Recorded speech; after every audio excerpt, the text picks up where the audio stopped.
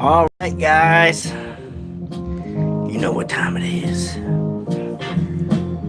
This is Bench Talk Live. You can catch the Bench Cast every Thursday on Spotify. We're really kicking off 2021 with one of our best podcasts yet. So make sure you check it out. Thursday morning, the Benchcast on Spotify. Great episode, like I said, kicking off 2020 in a big way. Talking about injuries, how to overcome them, that whole shindig. Tune in on Thursdays to the Benchcast. We'll let everyone file in here. We had a good episode today. I can't wait to get after it. I'm excited. Sip of coffee to the working man. This is my second cup of Death Wish coffee. The coffee that keeps on hitting hard like a hammer. All right, guys, let's get into it. I got a lot of good questions. Good morning to you, Hokezilla Hernandez. I appreciate you joining in, bud. All right, let's do this shindig. All right, guys, we are talking bench press today, Bench Talk Live.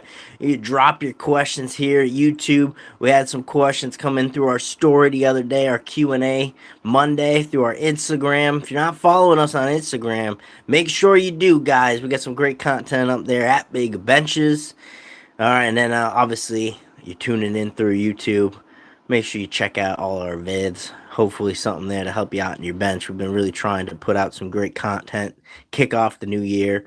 I know a lot of you reached out, said that a lot of the recent videos we've been posting really helping you out. So hopefully we can keep that rolling this year. We're on a mission to help 100 lifters PR their bench press this year. So if we've helped you PR your bench press in any way, please shoot me a message, shoot me an email, coachben@bigbenches.com. You can shoot me a message at Instagram, DM me. Just let me know, hey, your information really helped me hit a PR, and I'd love to add you to the tally. We're trying to really impact over 100 lifters. I think we'll crush that goal, but it's always great hearing from you guys, so I really appreciate everyone shoot me a message. Matt says that upper back warm-up is awesome.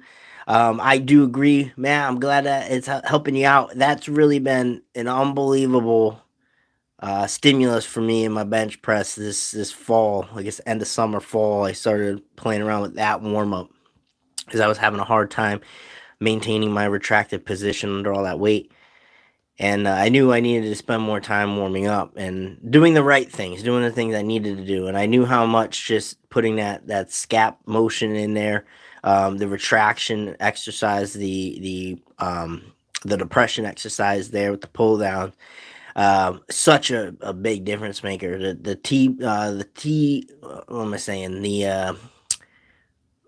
T-spine, the mobility ball, the peanut ball. The peanut ball there, always something that I did, so I put that in there. And the Big Ben holds, really great training exercise as well. So yeah, I'm glad that warrant worked out. If you guys don't know what we're talking about, check out one of our recent videos entitled Upper Back Warm-Up. That'll be a game changer for you guys in your bench press. It's been a game changer for me. I ended July with 730 pound bench at my competition after losing 25 show us pounds. And, I'm right back to where my best bench, 900 off of one board. I've never had 900 straight weight in my hands, but it felt really good.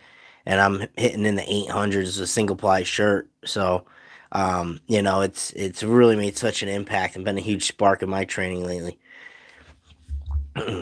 Every snod is fabricated. Can you do board press with a slingshot? Yeah, actually, we had one of our athletes doing that last bench day. He was using the Titan Ram, but same idea. We were doing two board work, and it was more like an overload after some raw work. He's doing more raw work this block. So, yeah, you could certainly do that. Sometimes it's tough. You got to wait for someone to come out with a slingshot because that flat material stays up until you put the board on him. So you'll have to tell whoever's doing your board to wait on that. If you do bench blocks, you don't have to worry. Just a heads up, guys, if you don't know, you could go to or you can go to BenchBlock's website. If you use the code BigBenches10, it'll save you 10% if you're looking to order any bench blocks, anything like that. Yusuf Arab. Is it a must to focus getting strong at squats to increase bench press, or normal hypertrophy leg day is adequate? Yeah, I don't think you gotta go overkill with having to get your squat up in order to impact your bench press. If anything, I think squats can be a detriment sometimes to the bench just because of the position you put yourself in, shoulder position primarily. Unless you're using an SSB bar or a Buffalo bar time to time, but a normal lower body hypertrophy day is plenty fine. Really depends on what your goals are. If you're a full power lifter, you compete in the squat, and obviously you have to pay attention to getting your squat up. But if you're just a bench only competitor, I mean, you don't have to put so much stock into that, because you're not going to compete in it. I don't put a ton of stock in the squat. I do plan to still do full power meets down the line. Just have some bench goals right now, but for example, I'm just doing my main squat movement and kind of leaving it at that right now as I try to get my back a bit healthier. What do you think about weight releasers? So I think they're a really cool tool. The times that I've used them, I did not have great results with them just because of how clunky they can be. I guess it also depends on what type of product you have. I forget the ones that I was using, but the ones I was using, it for my range of motion, they were too clunky.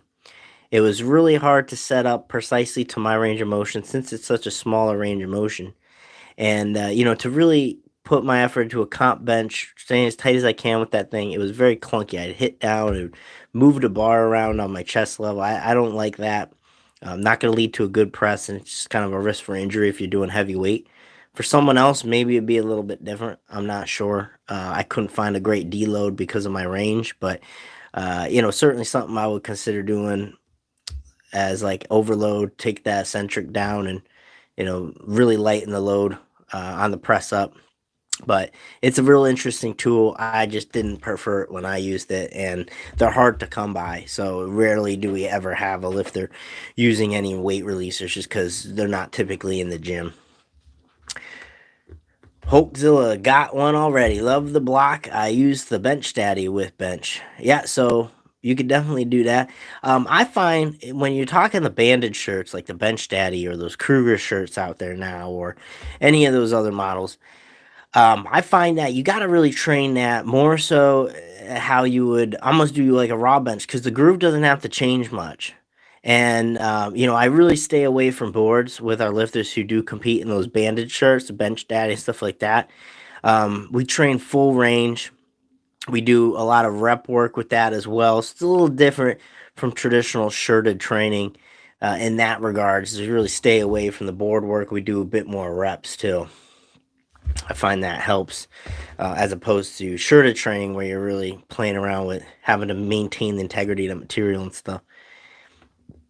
Add a sip of coffee to Mario and Luigi. I'm not a big Mario guy, but I'll sip a coffee to that. The only thing of Mario that I liked playing when I was younger, the Super Smash Brothers deal, where everyone's battling each other. That was pretty cool. And then obviously Mario Kart. I mean, Mario Kart, come on now. One of the classics. Sip of coffee. It's Death Wish coffee, I'm telling you. How would you prepare for an NFL 225 bench test? So that's an interesting one. That's kind of out of the scope of what a power lifter would do. But I haven't, for example, done 225 tests in like 3 years. I really don't even know what my number would be now. My best was 31, but that was a long time ago. Preparing for that, well, obviously you want to practice how you play, so you're going to have to be accustomed to a lot of reps. But really, what you're training when you're doing 225 for reps, if you're in the higher range, saying you're well beyond like 10 reps and whatnot, you got to think about what you're doing. It's really endurance at that point. So you need to be able to press explosively. You need to be able to complete reps very quickly. I think Joe Defranco referenced a study that showed that at a certain point, speed's going to matter because at a certain point, the time under tension, once it reaches a certain level, it's like you're just going to start fatiguing. So you got to try to pump those reps out as quickly as possible. Someone who'd be great to follow if you're really keen on that is Joe Defranco because he does work with NFL athletes and has to prepare them for that.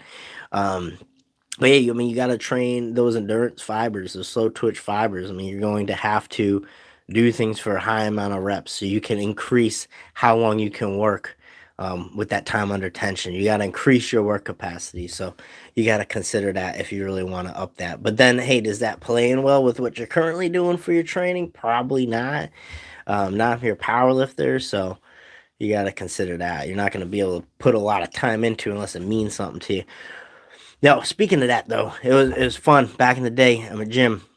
I hung up a thing on the wall. I would find, players that we knew from the NFL who hit specific rep numbers at the combine for their bench, and then we'd always try. We'd do our rep tests, and then we'd look and be like, "Hey, I did the same as Richard Sherman," So that was fun. That was pretty cool, and it was interesting to see. I don't know if you guys remember Brady Quinn from Notre Dame, I believe. Um, that dude for quarterbacks, he was up there. That dude had, I think, about 31, 32, something like that.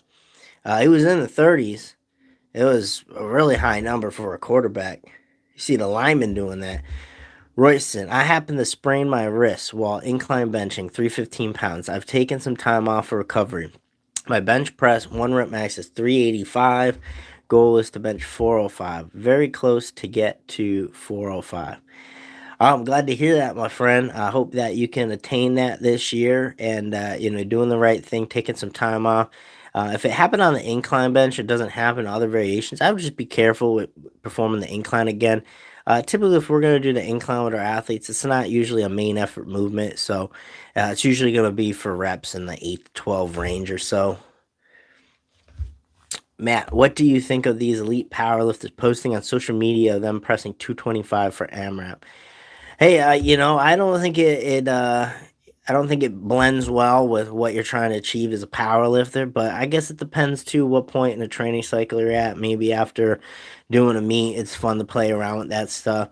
It's fun to just have fun with training. So, hey, I'm all for it. I always thought it was fun to kind of see where you stacked up with different football players, entering the combine. I'll have to go brush through that list again and update it. This was long ago, so. I'm not sure where everyone's at coming into the NFL nowadays. I'm sure our numbers only went up. I got some questions from Instagram that I want to touch on, some great ones here. Let's talk a little bench shirts.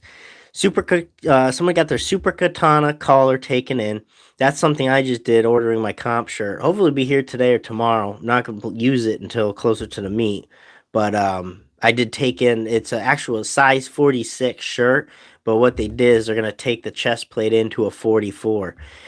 So they're altering it that way for me. So is the break-in still the same, he's asking? Yeah, the break-in will be the same process. It's a modified shirt, so the chest plate's going to be a little tighter, probably be harder to get the grip that you want. You're going to have a little more patience with it. But yeah, you'll break it in the same way. It's really just bringing your hands out a little wider each time, as wide as you can, till you reach that max limit, and then working down in boards. And that's really what you're looking for in a break-in. And then the time frame on a bench shirt break-in really going to depend on the person, the shirt, all those factors. So that's the key variables. How much time it's going to take, that depends. I'll get my single ply shirt, one I just ordered. I'm going for the world record in March, single ply world record 220, and that shirt, probably I'm going to use it maybe one session before the meet. It depends. I'm going to use it one session before the meet, but I'm going to allot myself enough time that if I feel like I need another break-in session, I will do that. Okay. I really don't think, I did 810 off the one board with a shirt I did 3 sessions in, and I didn't modify anything or make any adjustments really to it to jack it up. So, I mean, I feel pretty confident being able to just hit something in a looser shirt, make it smooth, and achieve that 810. It's really what can I do after that I want to have a good good tight comp shirt. But right now in the moment, strength is at a good place to where I don't really need to have that tight of a shirt. But it's good to have 2 because I am doing a 20-pound cut, and that always throws a little wrench in there. Is the triceps the key to a big bench? And how many accessories do you do? All right. Are triceps the key to a big bench? Well, that, it obviously really depends, but I'd say they are heavily responsible for a big bench, especially even more so for an equipped lifter. I say triceps are really going to be a great place to invest your training time. As a raw lifter, it's very important too, but there's usually a little bit more variables there because you got to be strong through the full range. An equipped lifter, as long as you stay in good position in the bottom, you're getting a good pop out of the materials, so you're not really training your chest or shoulders very heavily. As a raw lifter, there's more to consider, but triceps are always going to be a big thing to have a big bench. So definitely would put a lot of stock into them. How many accessories do I do?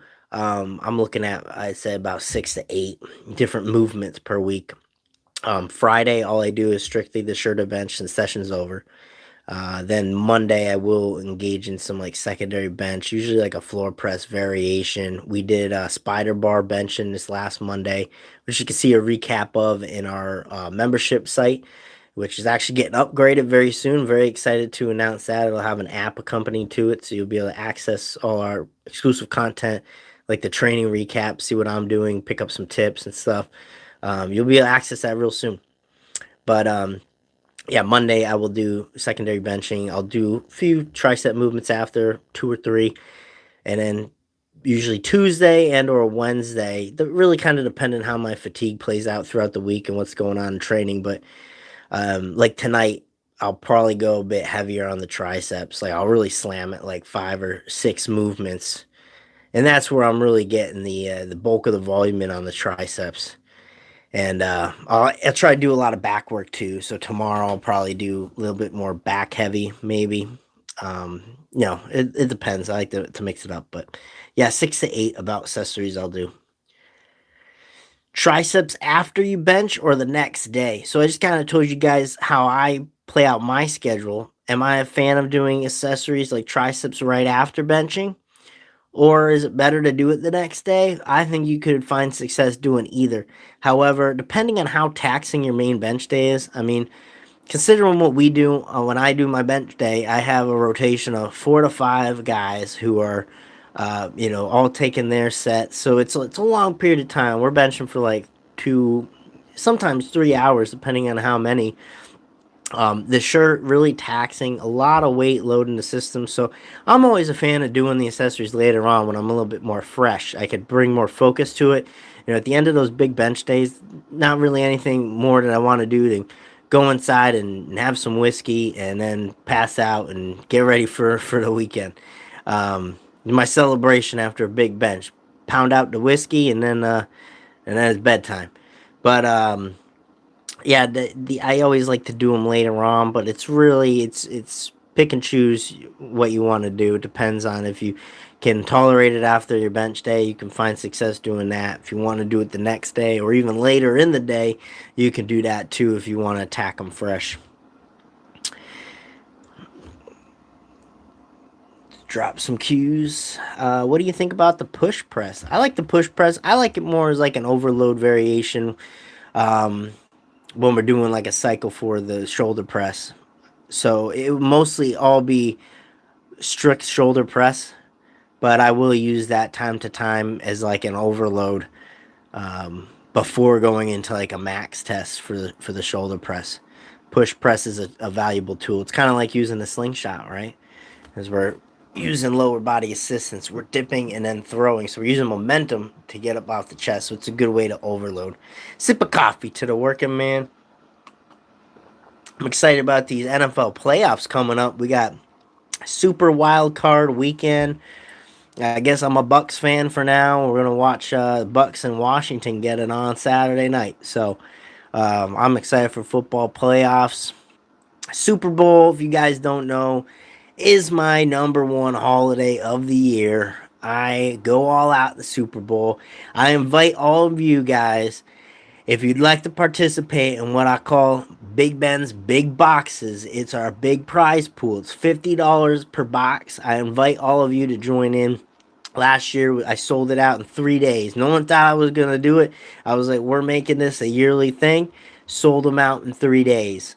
I don't play around. This shit's gonna sell out in a day or two. So if you want to get on it when I post my announcement, you let me know you want in for this year's Super Bowl pool. I'll get you guys in. $50 a square. But yeah, Super Bowl, biggest holiday of the year by far. I am gonna smoke up so much meat.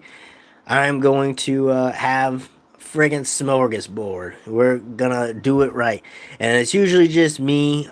Parents come by, the in-laws, so we keep it tight knit. I can't have a party of people that don't watch Super Bowl or don't watch football in general. I can't do that anymore. Henry Castle, bro, love your content. What do you think of using bands on the bench press right after normal benching? I'm okay with that. Using it like speed work. I would probably just use bands in the main movement. I don't typically have that as like secondary work unless it's like you're trying to do some speed work. But then typically I'd also like to get the speed work done first because it's not as fatiguing, primes up the nervous system. Um, so rarely do I ever program bands after the main movement. You could, if you want to do like a tricep variation. I could definitely see like board press with bands being great because it keeps you in that partial range. Um, but in terms of like full range bands, it's probably going to be in the main movement.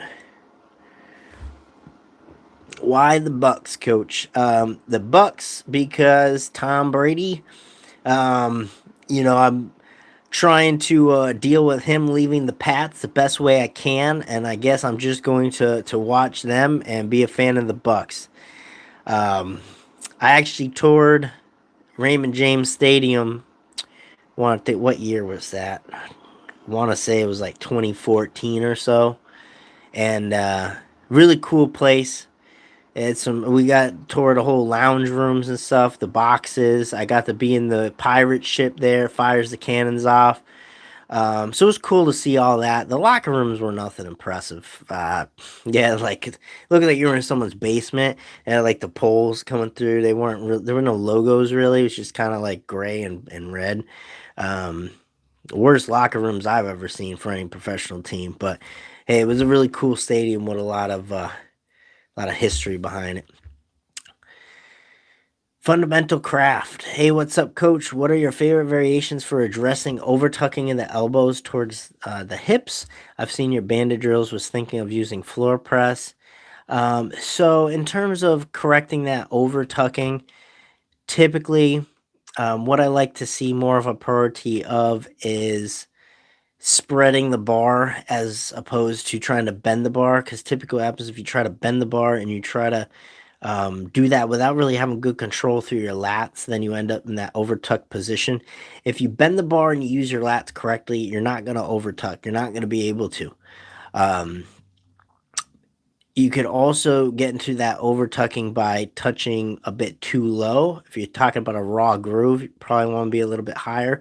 So I've helped lifters out with that by just changing your touch point a little bit, aiming a little higher, thinking about it as driving your elbows out more than anything. Because if you're too far this way, just cueing being out more, like you're trying to elbow someone behind you. You're not going to tuck your elbow and try to smack someone behind you. You're going to give it to them good because you want that force wrist over elbow.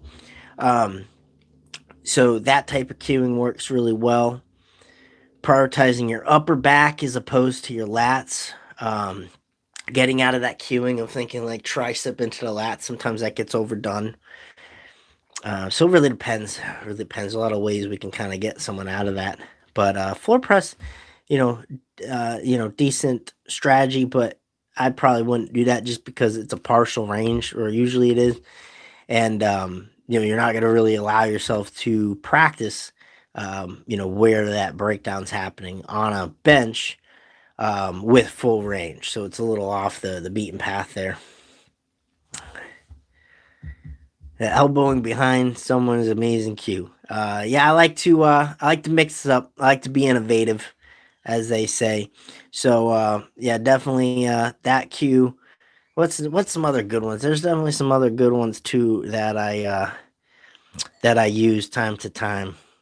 I forget now that I'm thinking about it, but Hal is my pal. Thoughts on this slingshot?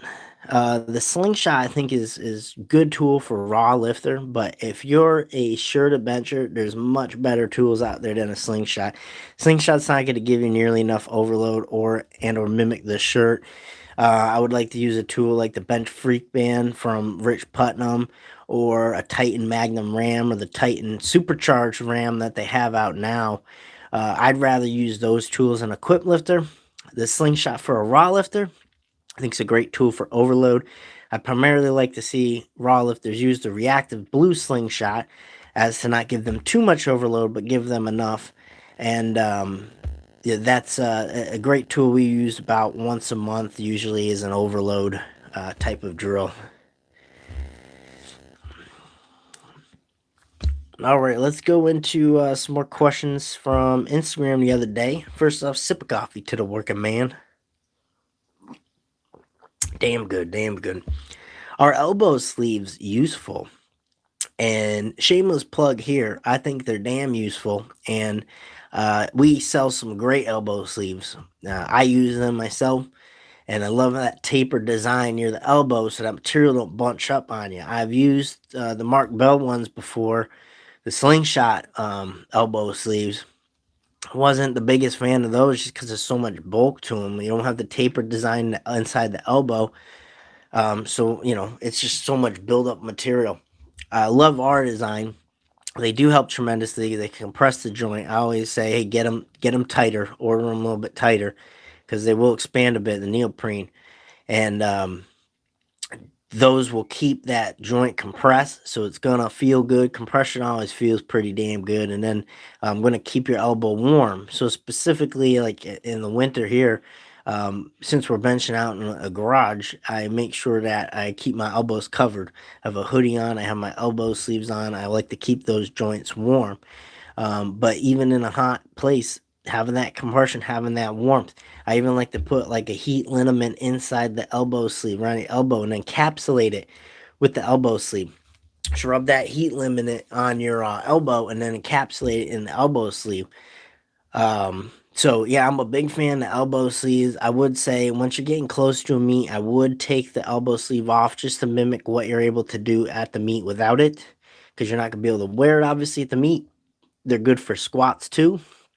Uh, but yeah, with any numbers where you're really testing out what you could potentially do with this meet, I would take the elbow sleeves off. But any other time, even warm ups for that, I would leave them on. Okay, they're definitely an awesome tool.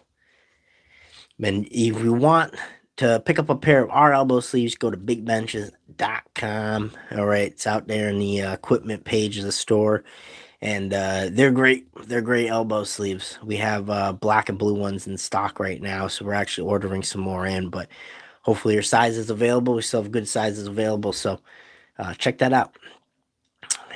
Viraj Argawal, love your content. What supplemental movements should I incorporate into my training to increase my bench press? Well, that's a tough question, my friend, because it's a very individual thing.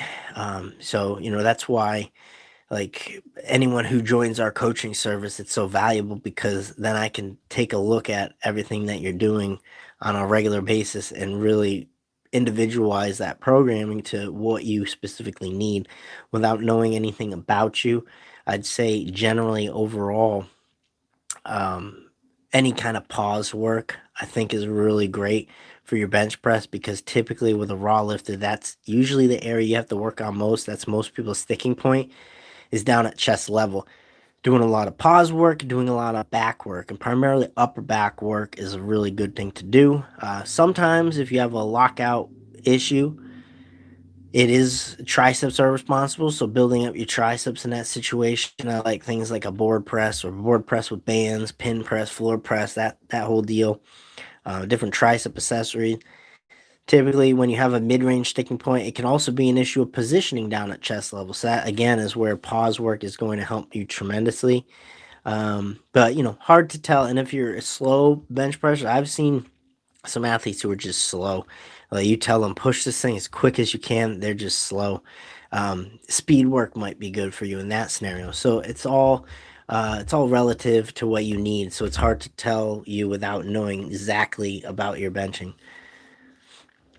More bench, yeah. So more bench is always a great idea. That's always a good point to make. Practice bench more.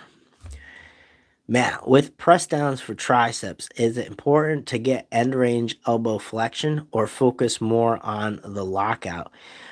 So I don't typically focus on a ton of that end range flexion. I focus a lot more on a lockout because I feel like that more than anything is something lifters get away from, not usually kind of half repping it. Plus, if you think about it, I mean, how much more closed off are you going to be in the bench press? Usually, you're going to be at that 90 degrees, right? You're not going to get, and then you start getting into that chest stretch and shoulders. So, you're not really traveling past this point. So, you wouldn't bench in here, for example. So, um, typically, I'm looking for the lockout because you do want to make sure when you come out of the rack locked when you're firing through, get that lock, fire that lock. So, I do stress that a lot more, and that's helped me tremendously from like 2017 to 2018, or I guess even before that.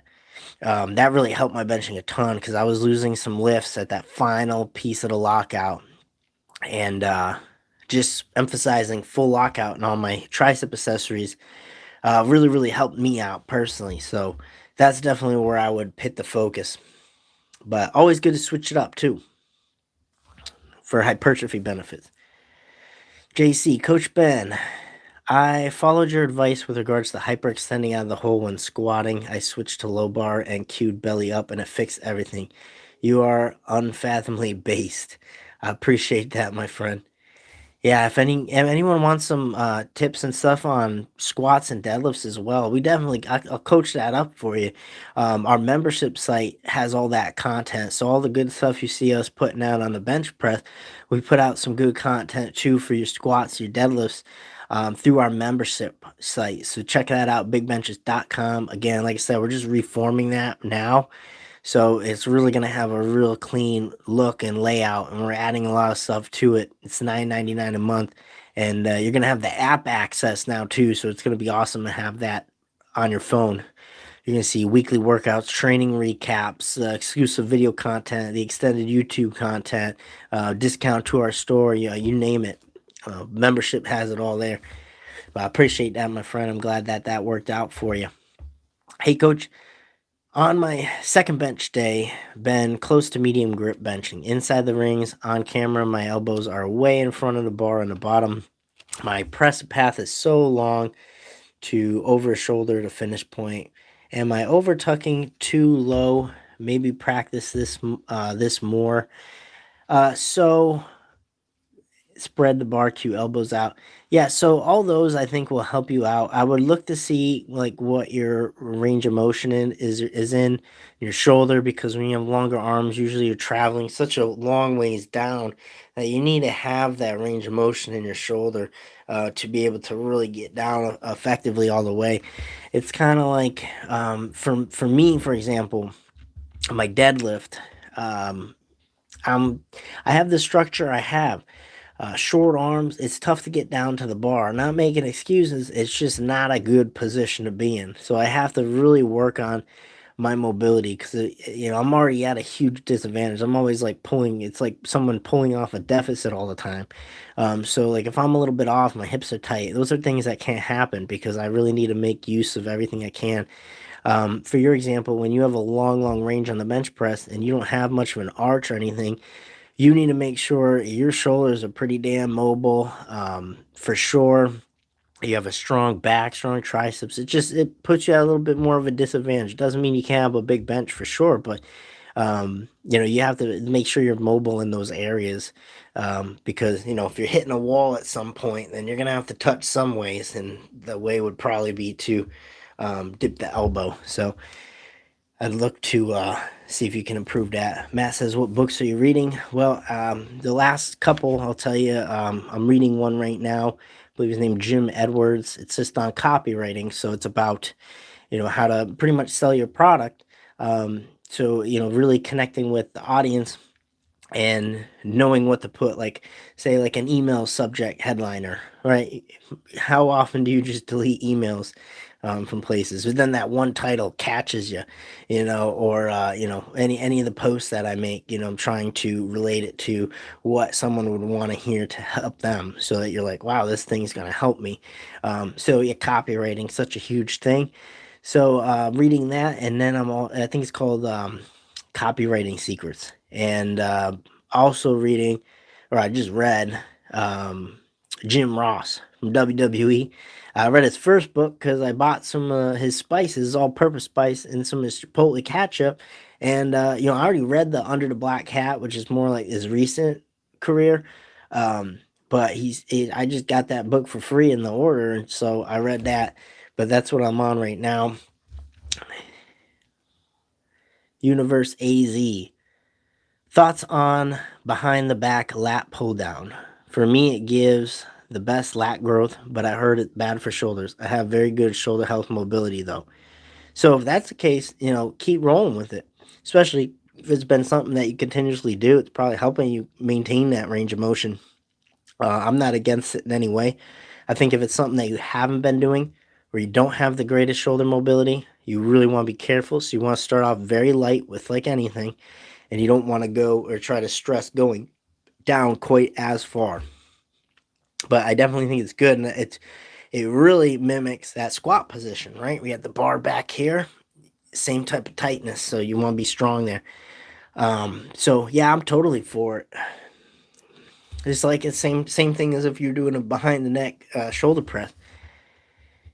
And GeoPower 50, yes, I do have long arms, coach. Thanks. So I would maybe even try widening your grip as far as you can. Take the widest legal grip. Maybe do some training with a legally wide grip where you're actually outside the rings a little bit. Um, just try to get through the training without sacrificing that positioning, and then work on the shoulder mobility. Matt, by God, yeah, Jim Ross is the man. So glad he's with AEW. If you guys don't know, big wrestling fan. Every Wednesday is AEW.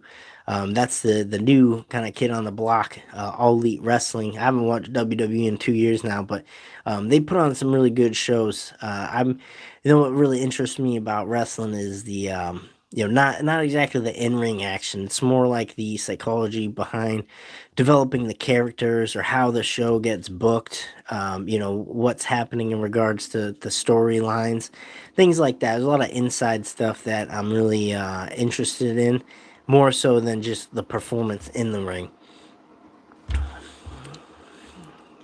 S. I have really good form on my bench thanks to you, but my shoulders still have pain. I think it's my rotator cuff. Any recommendation? So that's really hard to pinpoint, my friend. I do believe that you sent me that email, and I do intend to take that to look at the video that you did send me. So I will be getting back to you on that. I'm sorry for the delay there, but I still do have that email. So I am going to respond to you there. Hopefully I can see something in your video that'll point me in the right direction. Yeah, and S. Reach out to Obi Matt there. Shoot him a message. He's a PT in the Dallas area, I believe. So he could probably help you out with the specifics on that. Universe AZ. Best wrestler is Booyaka Booyaka 619 Rey Mysterio. Yeah, I love Rey Mysterio. Like I said, I haven't really been watching WWE that much, so I haven't seen much of him recently, but he was definitely, I mean, like everyone on the roster back in those Attitude Era days of WWE, I mean, they were all, you made an argument, most of them were all Hall of Famers. There was just a stacked lineup. Everyone was just, characters were developed well. It was really good back then. Really good time back in late '90s, early 2000s. That was the best time for wrestling. We obviously had Stone Cold Steve Austin around. Sip of coffee to the working man. All right, guys, we'll take a few more questions. We had a question the other day. It was from Matt that actually was really good. How to come back to the gym after illness? That's a great question. I fortunately have never had any. I'm really blessed with a great immune system, so I've never had an illness really stay with me more than a day. Usually, I'll eat something shitty, and it's like one day of throwing up, and you're good. But I've never had anything that lingers like longer than a day. So I've never really, luckily, had to try to slowly progress back as your health's coming back. But my recommendation in that regards is to take it easy, because even, the main thing you'd want to, even more than your training, the main thing during a time of sickness is that you're maintaining your hydration and that you're trying to eat as much as you can. Because the thing with the sickness, it's not even the sickness itself, it's the effects of you not eating quite as much or moving quite as much or being hydrated. That's what's really causing the detriment to your lifting and your performance. Not the actual sickness itself or whatever. It's you're gonna be fine once you come out of that. But it's the weight that you might lose, the hydration you don't have. The first session back's gonna be shitty, so I wouldn't try to go heavy. Even if you feel good, I'd probably give it a couple weeks before you really try to push heavy. Thinking how I'd approach that, I'd probably just do light accessories for the first week back, and then I would test the waters, I guess, with like some ram benching. But I probably wouldn't do like really heavy shoulder benching till 2 weeks, 3 weeks after, so I can get my body weight back to where it should be, and that whole shindig. So that's how I would approach that. Luckily, I haven't had to really go through that, but that's how I'd approach that. What if you found out you could never bench again? If I could never bench again, well, I guess I'd be looking for something else to do.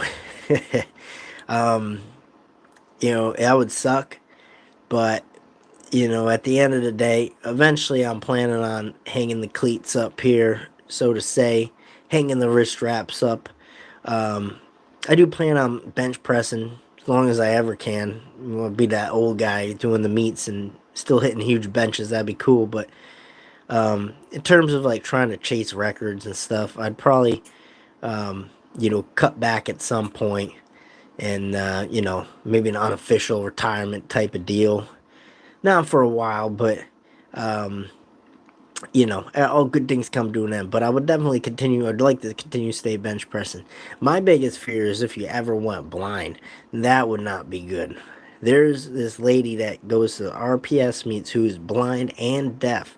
And it's the craziest scene to see when, so for the pause on the bench press, like when she's ready to press, her husband actually comes up and taps her. And it's all like, what do you call it? The syntax of it or whatever. Like, getting tapped and getting directed where to go. Imagine being blind and deaf and still putting up. I think she's benching like 150, something nuts like that. So, that's my biggest fear, is that I'd go blind. Because I could deal with probably being deaf, but if I can't see nothing, then that would suck. So, take care of your eyes, kids. Eat plenty of carrots. Do you know who Big Lenny is? I'm not familiar with Big Lenny. Does he know who Big Ben is? I bet not.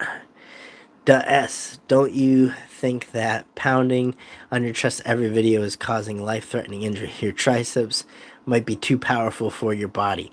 Believe it or not, sometimes I get into it and I'll really smack.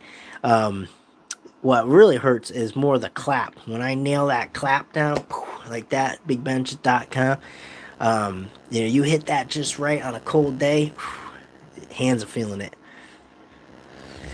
Oh, guys, we'll take a couple more cues. That was all from Instagram the other day. Remember, every Monday you can join in our Q&A on our story. Sip of coffee to the working man. We'll take a couple more questions if anyone's got one. Shoot the shit. You want to shoot the shit about anything, topics, whatever. I'll hang around a few more minutes here, see if we can take any questions. Like I said, guys, check out the membership site on bigbenches.com. We have some amazing content up there already. I'm adding content slowly to our new system. And just next week, I'm hoping we're going to have an all brand new website. We're going to have the whole new membership product, a whole new way to engage with our online courses. We're going to pump out more online courses, a really smooth system for putting out articles. So we're really going to put out more articles. Maybe you already seen some of the changes I've been doing with the Instagram. I've been posting them on IG stories, sharing them to our timeline, and so there you can see the full video. I can get the full effect. So I'm hoping you guys are liking that. Definitely seems like more you are viewing them. So, a lot of changes upcoming this year. I'm really excited to just try to keep stepping up our content game and helping you guys out. And like I said, trying to help 100 lifters, and I think we're going to crush that number. 100 lifters PR their bench this year, so let me know if I've helped you in any way. But again, I appreciate everyone tuning in. If we don't have any more questions, I'll round out. Thoughts on incorporating bench in military boot camp? I'm not so familiar with military boot camp or what that entails. I'd assume that bench could impact it a little bit, but I think mostly with that stuff you'd want to get up your body weight movements like push-ups and all that. If you have a higher bench threshold, you're certainly going to be stronger, more apt at push-ups. At a certain point, if you're getting up to like 30 plus push-ups every time you do them, it's really just training endurance. So at some time you got to train your absolute strength. So push-ups, the weight on your back, all that. First break-in session with the new Rage X went great. Second session later today. Thank you for your great video on how to break in a new shirt. Anytime, John. And also make sure you check out, if you search bench shirt breaking on Google, our article is the first one to pop up. And that was written by a man who actually coaches me, Jamie Mata. And I remember going down to his gym years back, and we had a little single ply phenom on, and we were working with 315. So he was teaching me the ins and outs far back then, and he wrote a great article on the bench press breaking. And so check that out too. We have some videos out there, but that's a great article to reference. All right, guys, I appreciate everyone tuning in. It's been a great Bench Talk Live. Make sure this Thursday we're kicking off the new year right with a great episode of the Benchcast. If you want to follow us on the Benchcast podcast, you can go to Spotify. We're on iTunes. Wherever you listen to podcasts, you'll be able to find the Benchcast. And we have a great episode to kick off 2021. Really great episode. We're talking about training around injuries. My perspective on, as a strength coach, what I like to do with staying in my scope of practice. I'm not trying to diagnose a specific injury or tell someone what it is, or even prescribe anything to fix it, but my strategy for working around injuries and still doing what you can with your training schedule. And then the mentality behind when you have an injury, I talk about the mentality of find the positives. And I give anecdotes from this past year. I've had about 3, I guess, major things that kind of kept me out for some time doing things I wanted, but each one of them I found great positive effects from that situation, and I share that on this podcast dropping this Thursday. So I'm really excited for you guys to hear that. And the biggest thing you could ever do, if we helped you guys out, you can help me out and just tell a friend about our podcast, tell them about our YouTube. Just relying on the spreading the word to help us impact more lifters. I really appreciate that. You don't have to go and buy anything from the store. If someone asks me how can I help you out, you don't have to make any type of investment, but all I ask is just share with a friend, share the link, spread the word. That helps more than anything. So appreciate all you guys. I will see you next Tuesday. Enjoy Super Wild Card Weekend in the NFL.